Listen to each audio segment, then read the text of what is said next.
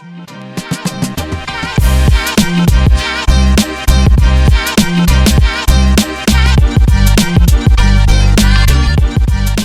welcome back, and today we're going to talk about hunger. It fits in nicely because me and Conor are on prep, so we're getting through that. But to be fair, we're not really suffering that much, but I can sort of relate to some of the clients at the moment and how they feel because they're dieting pretty hard.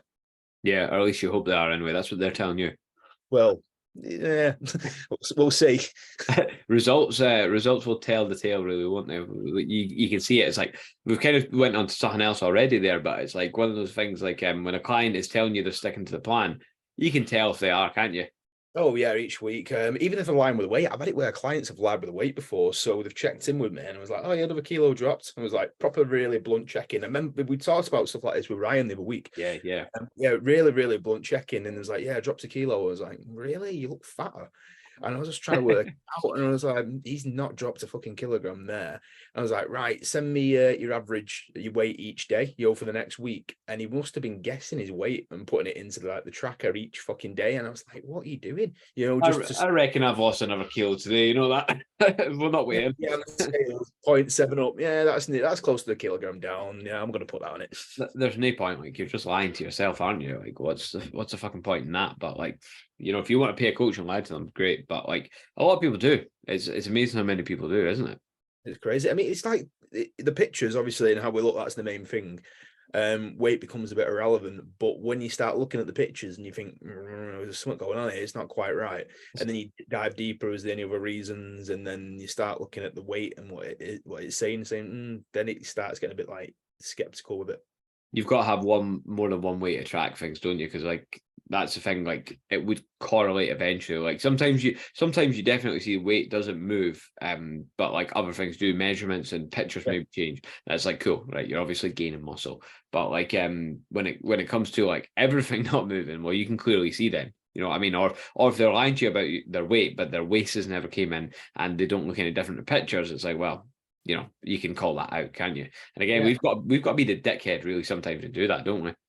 I don't know why you would lie about it though, and it just doesn't make any sense because we can make the changes that are required to make them step forward. Or if there is a problem why they can't stick to the plan, then we can dive deeper into that and investigate it. Yeah. I've done some check-ins today, and like every week I find myself saying to clients, it's like, why? It's like, how good was your nutrition this week? 7 out of 10. And then they're like, what's good? I'm like, why? Why was it good? What was good about it? I've actually I've moved away from. I don't know if you still use the type form check-in forms. Do you still use that?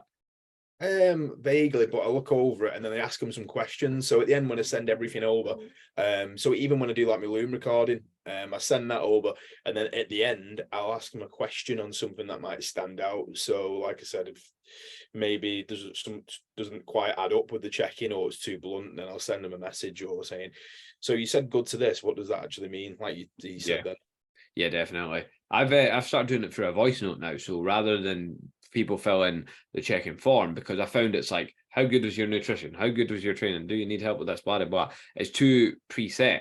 And when I'm doing the voice note thing, it's actually fucking great because people are just coming on. They're like, hey, Connor, this week, this didn't go well because of this. And they start telling you, they just start talking. I'm not saying everyone does that, but most people just start talking and you get more detail out of them. Like you look and you see you've got like a 3.5 minute voice note. You're going to have more detail in that than you're ever going to have in a form. So for me and my clients, I found it's working quite well. Like, but the form works well for some people as well. It just depends who you've got, isn't it? And again, like everything we say, it depends. It's like, who's the client in front of you? Some of my clients would absolutely shit themselves doing a voice note. I mean, it's between you and them, though, isn't it? It's like you're their coach. It should be this kind of, I don't want to say intimate relationship, but there's definitely should be the relationship where you feel comfortable and they feel comfortable sharing with you and things like that. Some that just happens right away. Like some people become a client and they're just like, hey, this was a problem today. Fuck you. I don't like you. And they're like, all right, okay. You're already swearing at me. It's like, this is going to be a good relationship.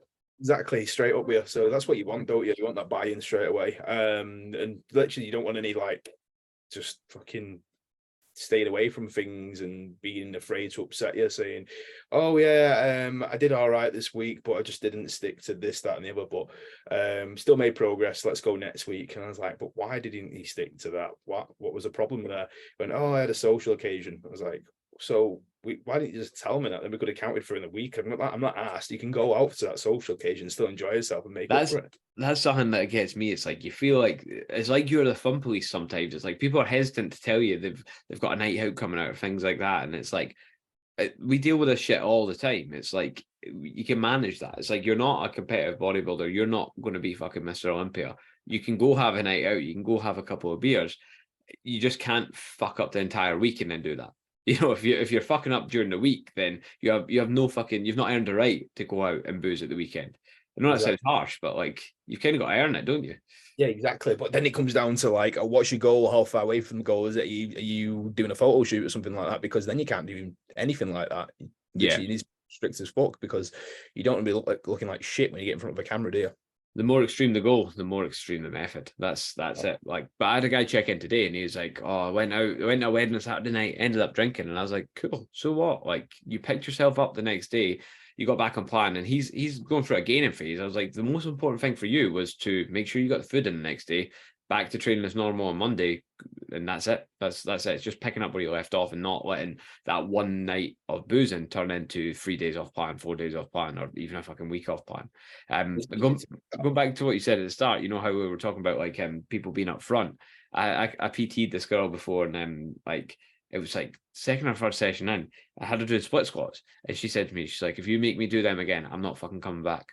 I was like, "All right, fair enough." Brilliant. There's a guy like that with me with a pendulum. So, but instead of saying anything like that, he tried like bartering with me, saying, if I lose a kilogram this week, can we do something instead of the pendulum?" Like, what the fuck? I was like, just tell me you don't like it, but I went with it. So because I wanted him to lose a kilogram. I went, yeah, sure. We'll do split squats. He wanted split squats with her. So we put those in. I was like, sweet. So he lost a kilogram. I would work with that. That's a good one, to be fair. It's like, yeah, lose another kilo this week, and then that's where the lies come in. He's like, "Oh yeah, I lost a kilo. Let's not do the pendulum." Exactly. I would 100% rather do the pendulum than the split squat. I don't know. I don't mind split squats. It depends what split squat we're talking about. There's a lot of variations there. Bulgarians. I fucking hate them all. I don't know why I said that. I fucking hate them all. They're all shit. I don't really mind them, to be fair. I'd done them maybe like a month ago or something, and halfway through the set, the thought that was in my head is like, why would anyone intentionally choose to do these? They're fucking terrible. To be fair, I've had a couple of days I've thought that about a bodybuilding prep as well. Like we were just saying before we came on, like it's been quite a breeze for me so far, and like it is. The more you do this stuff, the easier it becomes, and you know you learn how to manage it. And again, that's what we're going to talk about today. But like there was 3 days, like last week I think it was, or the week before, where it fucking hit me like a ton of bricks, and just the energy level sort of thing, and like what was going on in my head some of those days, like, why the fuck am I doing this? I fucking hate this. I'm never fucking bodybuilding again. You know, all that stuff's going through my head, but it's like, it's just a bad day. Just a bad day. We all have them, eh? But like, yeah, I was thinking to myself, why the fuck would anyone do this? Eh? What is the benefit? It's a phase though, isn't it? You get like that, but it's just getting over them, make sure you don't crumble and just see it through. Yeah, I could have crumbled that day as well. I was in like Sophie went into this wee baker's in this little, like, we went a drive and went into this like little like town that I quite like, and the last time I was there I got myself a nice Scotch pie, and I was looking at it, and I'm not even a pie eater, but like I seen the Scotch pie the last time, and it was fucking unreal, and I seen a nice haggis and mashed potato pie, and I was like, oh, I could definitely go that right now. There's a wee shop that sold, like, you know, those cannolis as well. They're like, yeah, they were white chocolate cannolis, and I was like, fuck me, like this is the worst day of my life. I got a black coffee. That's what I got. But yeah, it's one of those things. Like we all go through days like that. If you're on prep, it's not forever, is it? And you're lucky to be doing this. Yeah, like you've got, like, you are lucky to be doing, like, choosing to diet like this. So, and not actually being starving, not actually being starved. It's like you're choosing to control your calorie intake rather than like not having a choice about it. So that's something to remember each and every day. And you're in a situation you're in a situation where you can do so. There's nothing getting in the way, saying you've been through some shit, you're injured or stuff like that. So you're actually in a good spot, and you're lucky to be dieting. Yeah, I'm gonna say that to all my clients. Like, you're fucking lucky to be dieting. You know that. I don't care if you're hungry. I don't care if you had to abstain from nights out.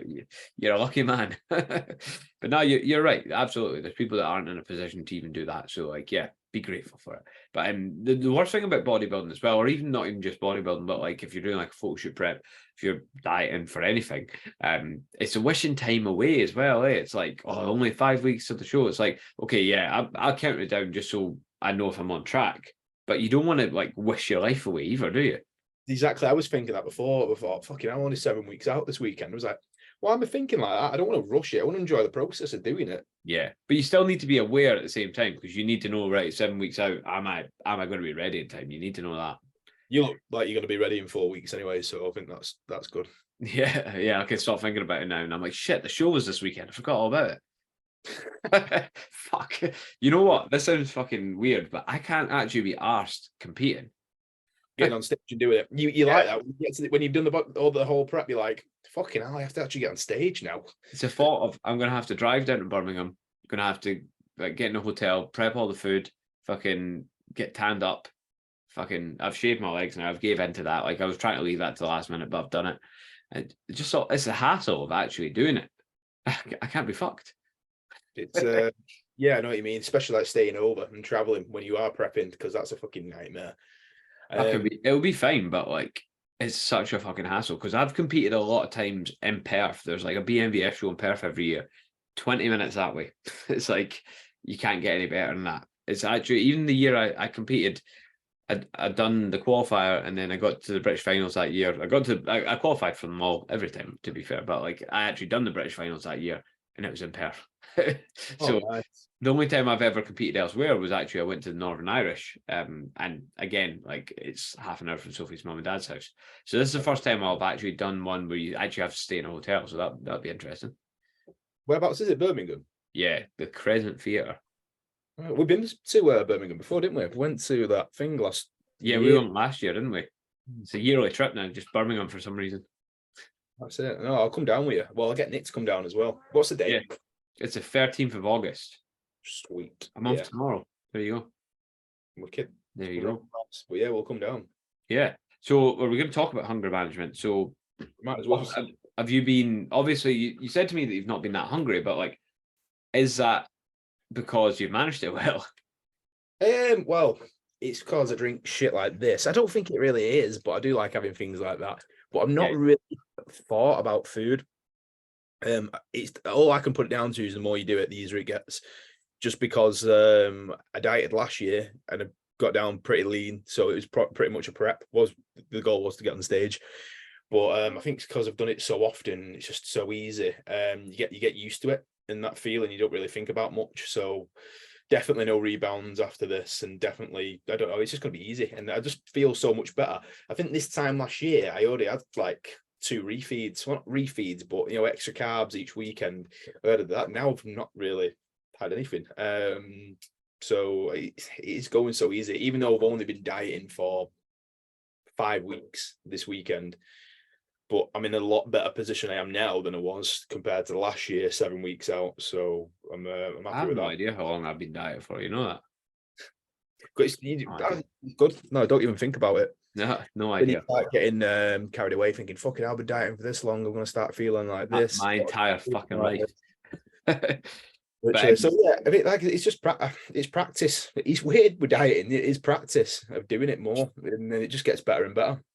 But again, that probably comes down to your management. So I know something that I do that fucking every bodybuilder does is eat frequently, because I think of it like if you are hungry, it's going to be like checkpoints throughout the day. So you wake up in the morning, have your breakfast, and then you've got the next meal 2 to 3 hours later. The next meal 2 to 3 hours later. So you're eating frequently. So that's going to keep on top of the hunger levels.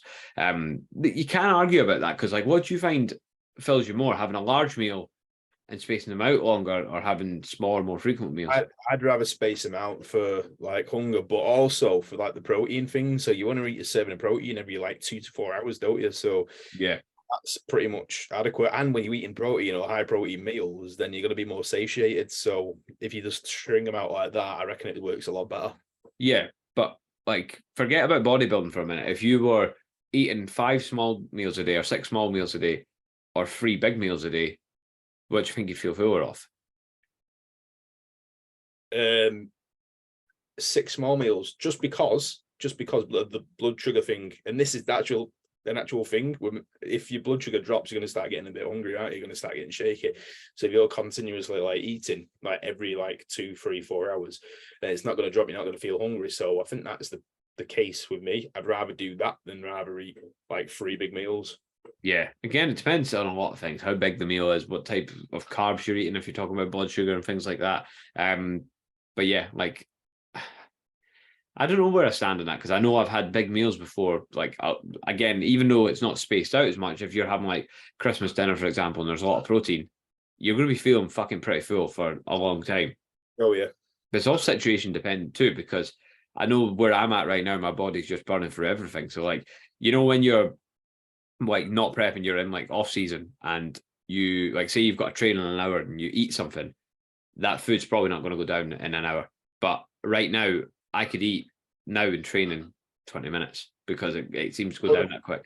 You're more efficient at utilizing that food, aren't you? It's like when you're leaner, it's easier to do that. But when you're like obviously fatter, you've got more chance of storing fat, which is that's the post which I just made. So if you're like 20% body fat and you're still bulking, you need to fucking have a word with yourself. It's you're just gonna get more fat. So it's just because of the insulin sensitivity and all that sort of shit. So make sure you're not you make sure you don't start off with a lot of body fat when you do bulk up. You want to be around about in between 8 and 15% would be good to start like bulking. Yeah, 8 seems extreme, but at the same time, the leaner you are, the longer you can push for on a bulk or what. You're not allowed to call it bulk nowadays, are you? It's like that's banned. It's cancelled.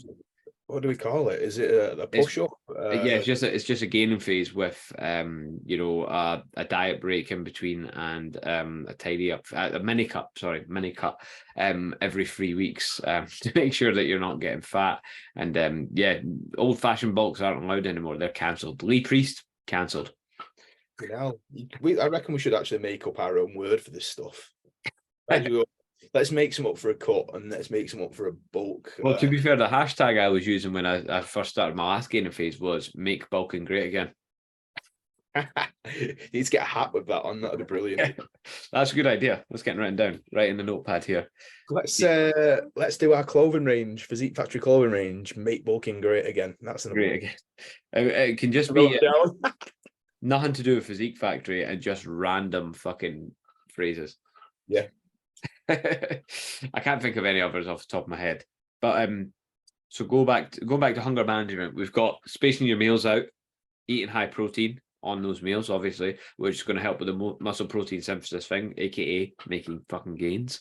Especially if you're a natty, like food is like you're going to be your main kind of driver of like starting that muscle protein synthesis, that muscle building process. So you you probably want to eat quite a lot of food quite frequently.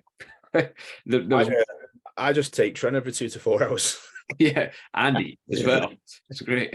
But another thing, like you mentioned obviously earlier, you had the bottle of Pepsi Max there, like zero or sugar-free drinks. They're obviously a great way of kind of keeping your hunger at bay as well.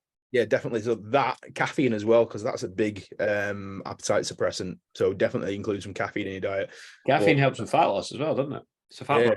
Well, it increases your heart rate, doesn't it? So it's any sort of stimulant. Okay. Anything like that. It can do, yeah. But is that tested in your federation?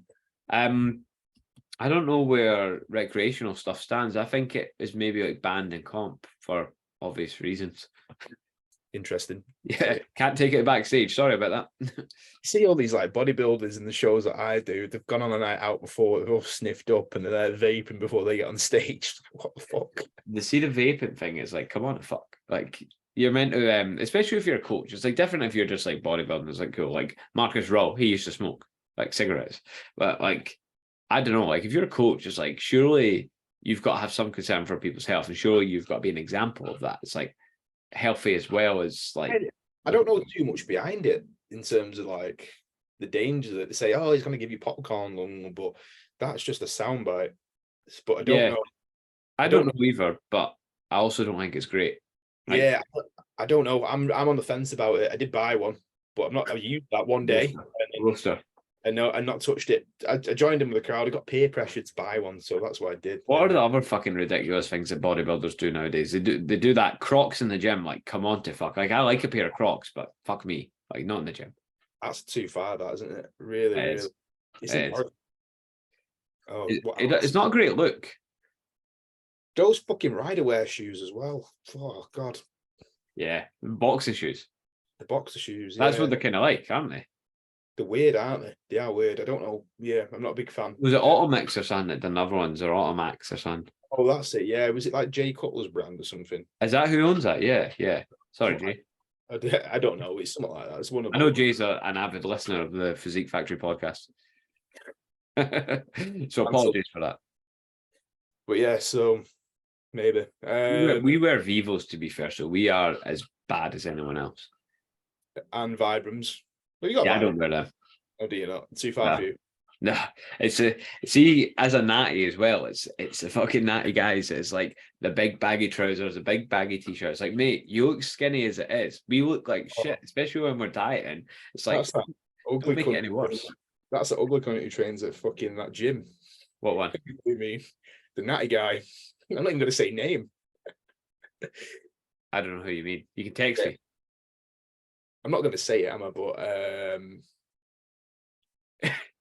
Text me. yeah. So brings up WhatsApp on the screen. fucking drops me right in it. Where are you? That guy. Let's see. I'm reading someone else's text. Oh, right. Okay. Yeah. All right. That's quite an obvious one. Yeah. I mean, probably a lot of it comes from that. But yeah, it's just not a great look. It's not a great look. We're small as it is. Like most of us anyway. Most of us natties. The fucking button-up shirts for me that really do it. I was like, what the fuck's going on there? Are they a truck driver or something? I really don't Big Red coming in for a leg session. I really don't fucking understand it. The only people who can pull them off are people like James Hollinshead because he's fucking huge. But if you get in just skinny guys, natty guys doing it, then yeah, it's not a great look for us. Like, I'm not gonna lie. What about posing trunks? Like, I fucking hate bodybuilders uploading pictures in their posing trunks when they're not like stage ready. Yeah, me and Nick agreed on this the other day. So when no one wants to see someone's big fat white ass on their Instagram fucking feed. So I'd say only upload that when your posterior and start like your hamstrings, glutes, lower back is starting to come through and you can starting to see lines. If not, then keep your fucking boxers on. I'll put the trunks on the day of the show. That'll be it. Fair enough. Maybe the night before. Maybe once we get tanned up. Yeah, it is. No, but it's yeah. I'm not spending any more time in a pair of fucking bodybuilding trunks than I have to. So I wear shorts. Yeah, I know that's the thing. Like, everyone takes the piss out of men's physique, but at least they're not wearing a fucking thong. It is mad that, isn't it? But yeah, I am doing a few bodybuilding shows this year. Yeah, I don't know. I've got a pair of like green trunks there. That's what I'll be wearing. Nice. I need to buy mine. Yeah, I got them from like Iron Monkey or something. I don't even know if that still exists. They're the best one then still. Oh, really? Yeah. I've got another pair. It's like Andreas Calling or something, but it's like the first pair I ever had. And see, when I put them on, it's dangerous. It's like my balls might pop out. I was thinking that. I've never actually wore a pair, and I was just every time I'm looking, thinking that is so fucking close. Jesus Christ. The Iron Monkey ones are good. They kind of like almost cup it so that it's like not going to come out. The other ones don't. Fucking hell. Imagine that. That's got to have happened on stage, hasn't it? Someone's got to have happened to someone, surely. An in-betweeners moment. It's got to. Like, if you're listening to this and it's happened to you, reach out. We'll have you on the podcast. Wait, that'd be fucking brilliant. So experience of it. That time I was on stage and my testicle popped out. That'd be a name for the podcast. Yeah, that's what we call it. If that person comes on, no names. Testicles on stage. You can come on anonymously. You know when you watch like those crime things when someone voiceover it. Yeah, and they've muffled the voice and it sounds like this. On stage, yeah. Fuck's sake. But yeah, if you're listening, reach out to me, reach out to James, get on the show. So anyway, what's this podcast about again? This was hunger management at some point. We've got into ball sacks. Brilliant. But Where did we get to with that? We got to fizzy juice. Fizzy juice somehow turned into ball sacks. There's a correlation there. There is, yeah. But so fizzy juice, coffee. I fucking love a coffee. I'm having 3 coffees a day at the minute. That's my do you usual. use sweeteners at all? The ones. No, I don't actually.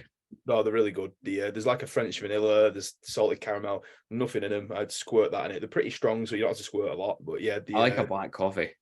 I put that in the black coffee. It does go down nice. But when you need to get used to black coffee, I used to hate it, but since I've become a bodybuilder, then I think it's like having your first beer. You know, when you have your first beer and you're like, "What the fuck is this? This is shit," but I'm going to drink it anyway. It's kind of like that with black coffee, isn't it? It's fucking wild nice because I tried. What do they have? Is it Budvar? So it's by Budweiser, but it's like a premium Budweiser, Budvar, and oh my god, it was fucking one of the nicest lagers I've ever tasted. I don't even like the taste of I don't actually mind the taste of beer. I tell a lie. I don't mind it. Like a cold beer that's actually fucking pretty good, but like Really grew up on me. I'm not really a person that enjoys alcohol at all, really. Yeah, it's like I don't really like cider. It's shite. Bad memories. White lightning.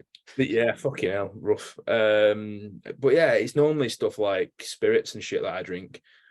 But when you're in Mexico, did you try like the Bud Lights that had like lime in that in them, shit like that? No, I didn't try anything like that. It was just like it was all inclusive, so I had literally everything, but I can't remember. It started on cocktails, and I was just drinking shitloads of tequila and cocktails, and that was when we went to Vegas, and like there's loads of fucking shopping centers there, and like we're walking through them, and went to a shop for something, and I just seen these like bottles of like there's like Bud Light, lime, and there's like other flavors too. I was like, you know what? I will have a beer while I'm walking around while we're shopping. I'm like, yeah, fucking yeah. And then like everyone's smoking in the casinos and that as well. And I was like almost tempted to do that as well. I was like, you know what? I may start smoking. Yeah, someone over down the street doing heroin. Might as well do that.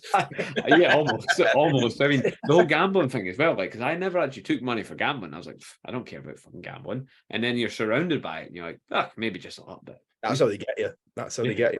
Fucking hell. It's in the fucking hotel lobby. It's in the fucking airport. It's like you're leaving the place and you're still like putting money in the slots. It's like, how am I still doing this?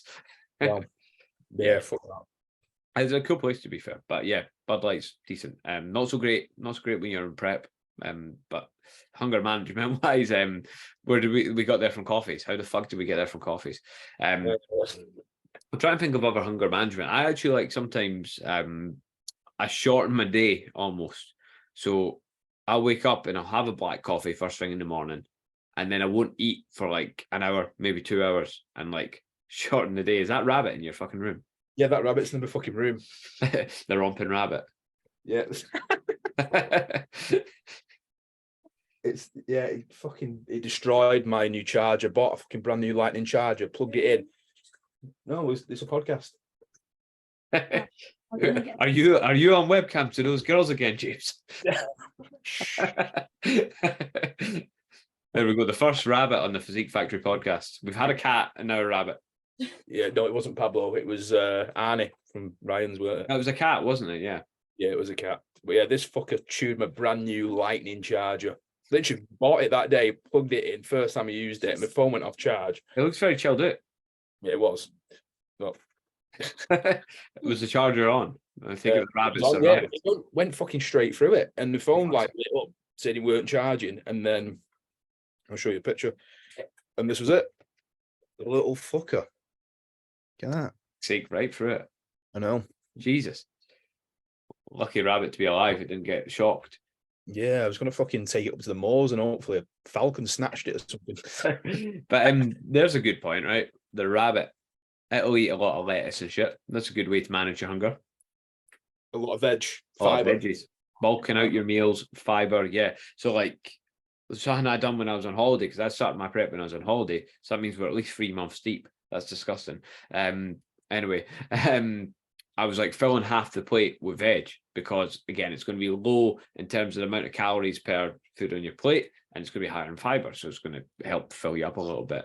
And then things like broccoli, asparagus, shit like that. That's the more fiber that's in the veg is it doesn't really, even though it's got the calories in it, it can be like half the calories that it is just because it's from fiber. Insoluble fiber that'll just go in one end and come out the other. Exactly. So when you're looking at like veg that's high in fiber, like broccoli, it's just going to go straight through you. So that's why you're never going to get fat off eating veg and protein. But this is where people get it wrong. They start eating things like peas and corn, and then that's not got a lot of fiber in it, and that will make you fat if you are eating a shitload of it, or if you do struggle to lose weight, because that's what I've come across from clients. So on the starter pack, it says which veg you can include in your meals, because they normally put amount of grams, and you can have whatever veg you want with it. And then they're not losing weight. I'm thinking, what's going on there? I was like, send me a picture of your food like each day, see what you're doing. And they're getting like fucking microwavable veg bags, the frozen ones. Yeah, I know the ones you mean, yeah. It's even got like a fucking piece of butter in one of them. And I was like, what the actual fuck? Don't know why I'm not losing weight, but you're having 50 grams of butter every meal. Yeah, butter, corn, peas, and carrots in this bag. And it sounds nice. Yeah, I don't know. I can see the appeal. Yeah, I mean, but then I looked at it, it's 117 calories a bag. I mean, they're only small bags. So they're having like 2-3 of those a day. So that's an extra fucking hell. That's like 400 and something calories, isn't it? So it's that shit adds up, doesn't it? There's something else that came up there as well. I'm trying to remember what it was. Oh yeah, it's the cost of actually digesting those foods as well, the thermic effect of food. So like when you eat something like protein or you eat something that's high in fiber, it's going to be harder to break down, and therefore that takes calories to do it. So you're actually burning calories while you're eating that shit as well. So again, that just adds to the fact of like you're not going to get fat off broccoli. I would actually go as far as saying, it's like, is there anyone that has ever got fat off eating broccoli? Probably fucking not. It's probably impossible. I don't like speaking absolutes, but that's probably something we can say pretty absolutely. Yeah, you would have to eat a fucking shitload of it, and that it wouldn't be humanly possible to eat it. I wouldn't be willing to try that. Wouldn't be. No way. Your guts would be fucked. Yeah. To be fair, probably too much information for a podcast, but my guts have been fucked the last few days. Like the obscene amount of caffeine I'm having, and the more broccoli that I'm having as well to bulk out the meals. So like you win some, you lose some. The sweet potatoes, I eat like 3 sweet potato meals a day, and they've got sugar alcohols in them as well as fiber. Sugar alcohol is another thing that's like basically going to go right through you, isn't it? There you go then. That's good. So, skin, again, it's like if 100 grams of sweet potato is 80 calories, how many of those calories are you actually taking in, and how much actually being shat through you? Exactly. Your Wi-Fi is a bit iffy. Yeah, it's probably just stopping me from saying rude things. You hear me all right now? A little bit. It keeps stuttering. Says my internet connection's unstable. Are you? Have you sorted it? It's having a breakdown. I don't know what I can do to sort it. All right, that's strange, that, isn't it? Is it working? Yeah. Just a bit. It's just a bit like stuttery. Yeah, weird. Well, might wrap this one up at that anyway. I've got a call in 5 minutes anyway, so we might as well call it at that. There has been some information in there. I think there's been some stuff to take, yeah. A little bit, yeah. There's I'd say so. Yeah, just eat a shitload of protein, fiber, drink a shitload of caffeine. Cocaine helps, so would recommend that, but not before you go to bed. Not in competition as well. Yeah, stop cocaine intake about a week out, and you should be sweet. Yeah, it's usually when I pull it out for clients, it's like, okay, we're getting close to a show or close to a photo shoot. Let's pull out the coke. You know the supplements tab we've got in the sheet. It's just like cocaine, 1 gram. On the drop-down menu. Oh, there it is, cocaine, 1 gram. There you go. LSD. Imagine, fucking hell. It's like if you're hungry, just take some LSD and you'll be in another world, mate. You'll not even know what's going on. That's it. If you're hungry, whatever you do, don't smoke weed because it would make things 10 times worse. I've not tried that one. Yeah, you'd eat everything. So when I to be fair, I tried eating everything and then I literally passed out because I ate so much once. So over lockdown, we made our own like space cakes. So we got a big tray, got a shitload of weed, put in these cakes, baked it. Anyway, I kept eating them and I thought, I can't really feel out. So yeah, I cooked a few more. And then I started feeling a bit, started feeling it a bit. And then we ordered a big pizza, so a big Domino's. And then I was sat on the floor eating it, lay back against the couch. And all of a sudden, I thought, fucking hell, I'm going to start choking on this. I can't feel my mouth when I was eating it. And it was just getting really weird. I was like, I'm fucking started monging out. I was like, well, I'm going to have to put it down. So I put it down and I went to stand up. I couldn't fucking stand up. My legs were like jelly. You're just like total like white in. Did you spew? Yeah, no, I didn't spew. I fucking fell Okay. asleep there, that spot at 7:30, woke up at like fucking 11 o'clock the next morning. Fuck's sake. It always happens with the cakes. So like the cakes seem to be like slower acting, slower digesting. Like it just seems to hit you like a ton of bricks. Everyone seems to do the same thing where it's like, this is fine. It's not hitting me, and then bang, smashes you. It's scary. I done it in Amsterdam the first time I went, and I like woke up in a bed like covered in brownie crumbs. I was like, wow, I take it that's what I done last night. I was drunk as well, which obviously is not a great combination. But yeah, it's good fun. Good fun. Not done that for a while. Really. The glory days. But yeah, we'll wrap up another Nice. value-packed podcast episode.